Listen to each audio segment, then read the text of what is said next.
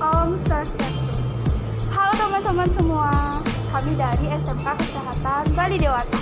Kami kelas 12, jurusan farmasi.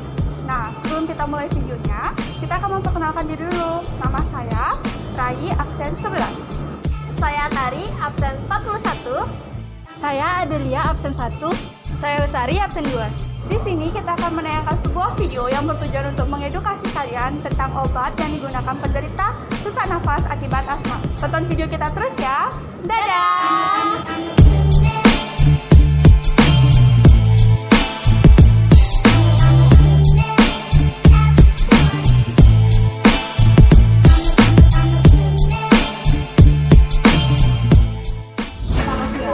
Bisa kami bantu? Mau merebus resep ini, Mbak? Saya lihat dulu ya. Baik, saya cek dulu, Bu ya. Ibunya bisa ditunggu sebentar. Terima kasih.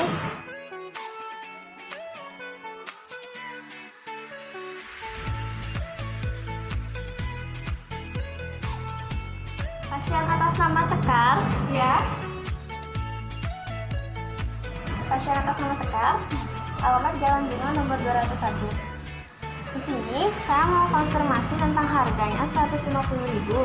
Gimana Ibu mau ngambil atau sebelumnya udah pernah memakai atau belum? Belum, Bu. Ini baru pertama kali. Oke, saya jelaskan ya bagaimana cara penggunaan dan penyimpanannya. Jadi cara penggunaan dan penyimpanannya seperti ini.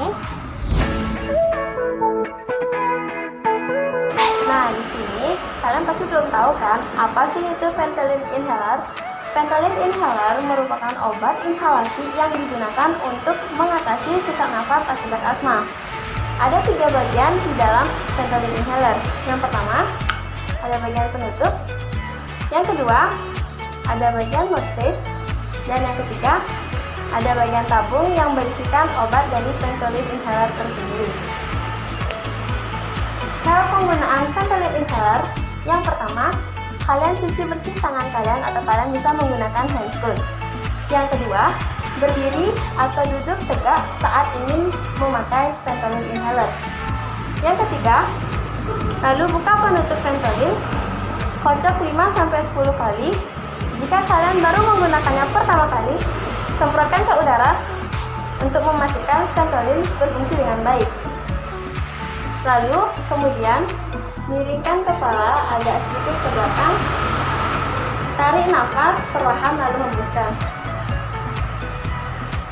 Kemudian, masukkan mouthpiece ke dalam mulut di antara gigi atas dan gigi bawah. Rapatkan bibir, kemudian tarik nafas secara bersamaan, tombol penekan ditekan agar obat dapat disemprotkan. Kemudian, tunggu kurang lebih 10 detik, lalu buang nafas secara perlahan. Apabila kalian membutuhkan semprotan selanjutnya, tunggulah 30 detik, kemudian kocok terlebih dahulu dan ulangi langkah sebelumnya. Setelah menggunakan Ventolin inhaler dianjurkan untuk berkumur karena efek samping dari penggunaan Ventolin inhaler ini merupakan salah satunya mulut kering. Untuk cara penyimpanannya, disarankan simpanlah di tempat yang kering dan aman, jauh dari paparan sinar matahari dan jangkauan anak-anak. Sekian penjelasan dari saya, terima kasih. Bagaimana Bu? Mungkin ada yang perlu ditanyakan? Enggak, Bu. Saya lagi satu, Bu. Kalau misalnya saya naruh inhaler ini di tempat yang terkena sinar matahari langsung, bagaimana ya? Kalau untuk itu, saya sarankan Ibu langsung konsultasi ke apoteker saja ya. Untuk itu, saya teleponin apotekernya dulu ya. Mohon ditunggu sebentar.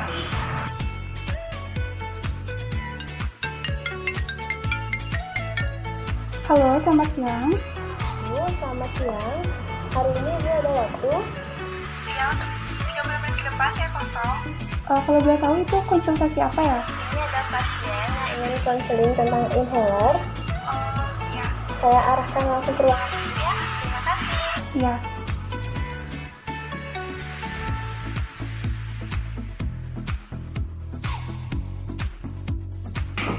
Ya, silakan masuk.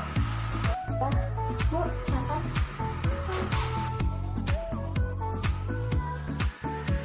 Selamat siang Ibu, ada yang bisa saya bantu? Selamat siang Ibu. Iya, saya mau nanya, kalau inhaleria ini saya taruh di tempat yang terkena sinar matahari bagaimana ya? Nah Bu, seperti yang sudah kita ketahui bahwa bentuk sediaan dari inhaler Ventolin ini berbentuk vial, di dalamnya itu berisi serbuk. Nah, jika Ibu paparkan dengan sinar matahari, maka tekanan di dalam vialnya ini akan meningkat dan dapat merusakkan dari sediaan obatnya. Maka dari itu, disarankan untuk menyimpan inhaler Ventolin ini di dalam suhu ruang di bawah 30 derajat Celcius, atau jika ibunya punya kotak obat di rumah, bisa ditaruh di kotak obat dan ingat, dijauhkan dari jangkauan anak-anak. Nah, kandungan dari inhaler Ventolinnya ini itu ada sediaan yang bernama salbutamol sulfat yang gunanya itu untuk mengatasi gejala asma ataupun gejala penyakit saluran pernafasan lainnya. Nah Bu, untuk dosisnya Ibu gunakan 1-2 kali hisapan di saat asmanya itu menyerang Ibu. Jadi kalau udah Ibu merasakan nyeri asma, Ibu ambil Ventolinnya, Ibu hirup 1-2 kali sesuai dengan petunjuk yang sudah dijelaskan sama asisten apotekernya tadi. Baik Ibu, ada yang ditanyakan lagi? Baik, sudah.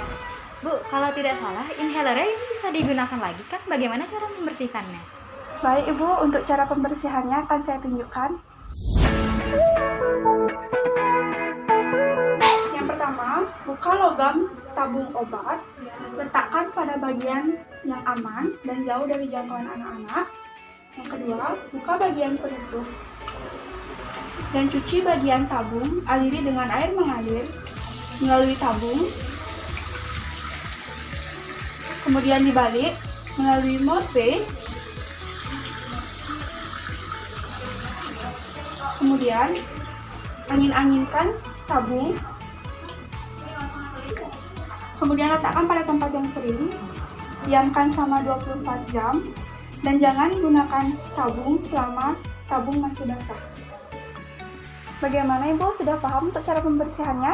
Sudah Bu, terima kasih atas informasinya. Baik, sama-sama Ibu, semoga lekas sembuh.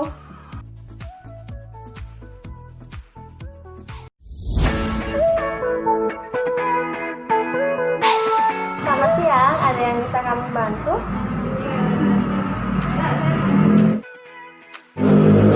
Oh, berarti dua resep ya? Mohon ditunggu sebentar ya.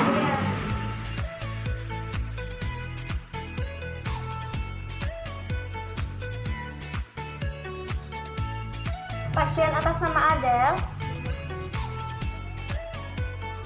Ini obatnya ditebus. Kalau saya mau konfirmasi harganya 300.000. Gimana, mau diambil atau gimana? Sebelumnya udah pernah memakai alat ini atau belum? Enggak, Sudah pernah. Baik, saya jelaskan kembali ya untuk cara penggunaan dan cara penyimpanannya. Jadi, cara penggunaan dan cara penyimpanannya seperti ini. Nah, jadi kalian perlu tahu apa sih itu Spiriva. Spiriva atau hand inhaler adalah alat bantu menggunakan obat untuk mengobati kesulitan bernafas pada penyakit atau penderita PPOK. PPOK adalah penyakit paru obstruktif kronis, contohnya seperti bronkitis.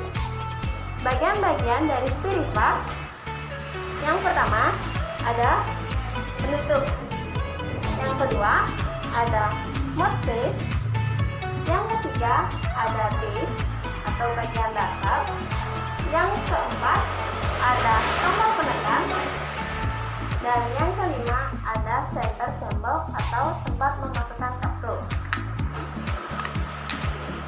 Cara pemakaian dari Spiriva sebagai berikut. Untuk cara pemakaiannya, yang pertama, pastikan tangan kalian bersih dari kuman atau kalian bisa menggunakan handscoon. Yang kedua, buka penutup Spiriva dan dilanjutkan dengan membuka mouthpiece. Yang ketiga, masukkan kapsul ke dalam center chamber, kemudian tutup kembali mouthpiece sampai terdengar bunyi tip. Lalu yang keempat, tekan tombol penekan dan pastikan terdengar suara klik untuk memastikan kapsul telah dilubangi dan siap untuk dihirup. Lalu selanjutnya, buanglah nafas jauh dari Spiriva. Peganglah Spiriva secara horizontal, lalu arahkan mouthpiece ke dalam mulut. Lalu, tarik napas cepat dan dalam dan pastikan terdengar suara gemuruh dari kapsul. Tahanlah nafas kurang lebih 10 detik atau selama kondisi yang nyaman. Kemudian, buanglah nafas perlahan dan panjang, lalu cobalah bernafas menggunakan mode test sekali lagi. Hal ini untuk memastikan agar obat terhirup secara sempurna.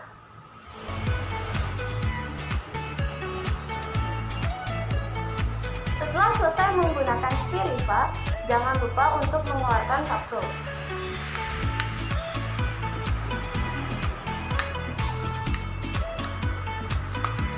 Dan pastikan tidak ada kapsul atau obat yang tersisa di dalam chamber seal.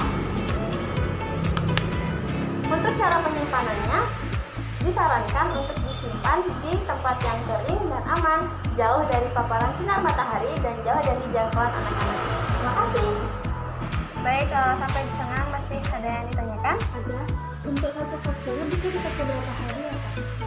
Untuk itu saya saranin untuk konsultasi ke apotekernya, tapi mohon tunggu sebentar ya. Nanti saya arahkan ke apoteker. Ini dibawa dulu. Mohon duduk dulu ya. Terima kasih. Pasien untuk sama sekar. Di sini saya mau konfirmasi harganya. Untuk harganya 300.000. Bagaimana, mau diambil apa tidak? Untuk penggunaannya baru menggunakan pertama kali atau gimana? Berarti saya jelaskan untuk cara pemakaian dan cara penyimpanannya, Bu ya. Untuk cara pemakaian dan penyimpanannya jadi seperti ini. Nah, kalian tahu kan ini apa? Ini salah satu obat yang dijelaskan, yaitu Serotek Diskus. Serotek Diskus adalah alat inhaler paten yang berbentuk bulat tipis dengan kandungan obat dalam bentuk serbuk kering di dalamnya. Bagian-bagian dari Serotek Diskus yang pertama ada bagian flap, lalu yang kedua ada bagian tuas, dan yang ketiga ada bagian mouthpiece, dan di sini ada bagian dosis. Di sini fungsinya kita bisa melihat berapa banyak dosis yang tersisa di dalam Serotek Diskus tersebut. Lalu, untuk cara penggunaannya adalah yang pertama, pastikan tangan kalian bersih dari kuman atau kalian bisa menggunakan handscoon. Lalu yang kedua, bukalah gelas sampai berbunyi klik. Lalu, tarik tuas sampai berbunyi klik. Ambil nafas dalam-dalam dan keluarkan perlahan.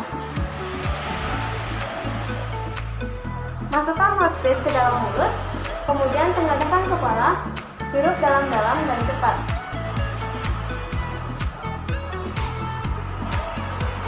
Tahan nafas kurang lebih 10 detik atau senyamannya. Lalu buang nafas secara perlahan.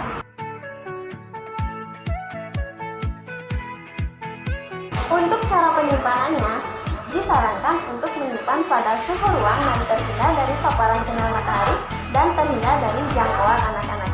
Terima kasih. Sampai sini ada yang kurang jelas, Bu? Udah, Mbak, saya mau nanya. Saya melihat ibu saya kemarin minum obat-obatan. Apakah boleh diminum bersama dengan menggunakan inhaler ini? Untuk selanjutnya saya saranin untuk konsultasi ke apoteker, Bu ya. Untuk itu tunggu sebentar ya, ini obatnya bisa dibawa dulu, nanti saya panggil namanya ya. Terima kasih.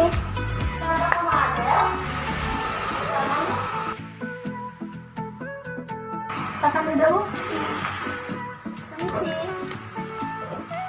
Selamat sore Bu, ada yang bisa saya bantu?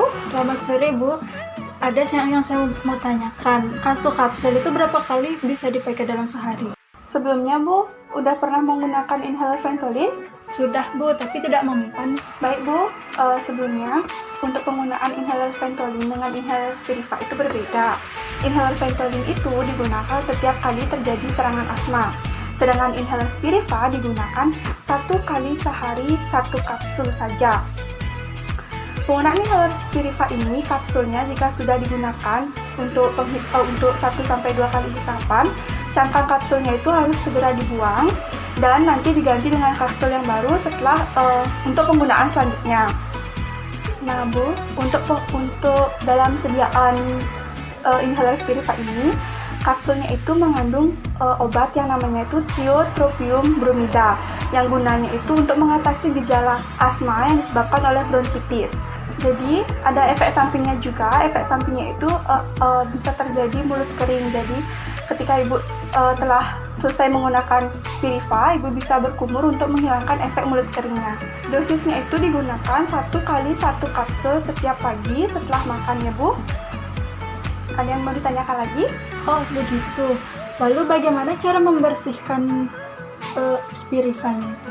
Untuk cara membersihkannya akan saya beritahu Bu.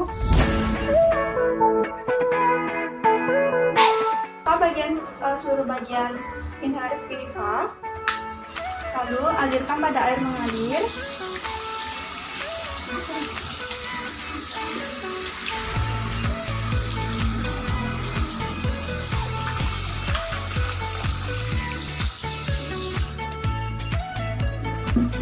Kemudian inhaler diangin-anginkan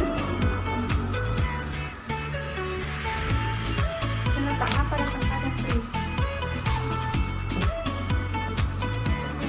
Ditunggu 24 jam sampai kering di bawah suhu 30 derajat Celcius. Mulai ketemu. Baik Bu, terima kasih. Pasien atas nama sesar.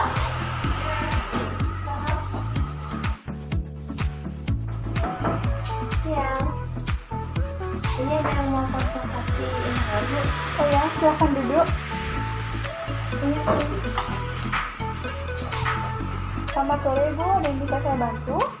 Selamat sore Ibu, ya saya mau nanya Bu, kebetulan kemarin saya melihat ibu saya meminum obat lain. Boleh nggak ya dibarengi dengan inhalernya ini? Jadi begini ya Bu, jadi di dalam inhaler ini mengandung obat yang namanya salmeterol. Obat salmeterol itu tidak boleh dibarengi dengan obat-obat lain seperti contohnya amiodaron dan diuretik, karena dapat mengurangi efektivitas dari si salmeterol ini. Kalau boleh tahu itu obat yang digunakan sama ibunya obat apa ya? Obat batuk Bu, Ambroxol. Oh, obat batuk. Kalau untuk obat batuk ringan seperti Ambroxol tidak apa-apa, karena sesak nafas itu selalu dibarengi dengan gejala batuk. Ibunya minum obat batuk itu untuk mengurangi gejalanya, jadi tidak apa-apa ya. Oh berarti nggak apa-apa Bu ya? Bagaimana, ada yang ditanyakan lagi? Terus saya mau nanya, kalau habis menggunakan inhalernya ini harus dimasukkan ke dalam kemasannya lagi atau tidak? Setelah memakai itu ada cara pembersihannya Bu. Nah, setelah dibersihkan nanti baru ibu masukkan ke dalam kotak obat dan jauhkan dari jangkauan anak-anak. Untuk cara membersihkannya itu dibuka. Pada bagian mouth face-nya itu dibersihkan dengan tisu basah ya Bu. Kemudian dilanjutkan dengan membersihkan dengan dikeringkan dengan tisu kering. Setelahnya ditutup kembali, baru disimpan di kotak obat ya. Nah seperti itu ya Bu cara membersihkannya. Semoga lekas sembuh. Nah, itu dia video yang sudah kita tayangkan. Jadi, dapat ditarik kesimpulannya, di video itu ada 3 jenis obat atau alat yang biasanya digunakan untuk penderita sesak nafas akibat asma. Yang pertama, Ventolin inhaler, yang kedua, Spiriva, yang ketiga, Seretek Diskus. Dari video ini, kalian bisa mendapatkan informasi nih, bagaimana sih cara penggunaan, cara penyimpanan, cara membersihkan, dosis, dan harga obat tersebut. Jika ada tutur kata yang salah, saya dan kawan saya mohon maaf sebesar-besarnya. Akhir kata kami tutup dengan Parama Santi. Om Santi Santi Santi Om.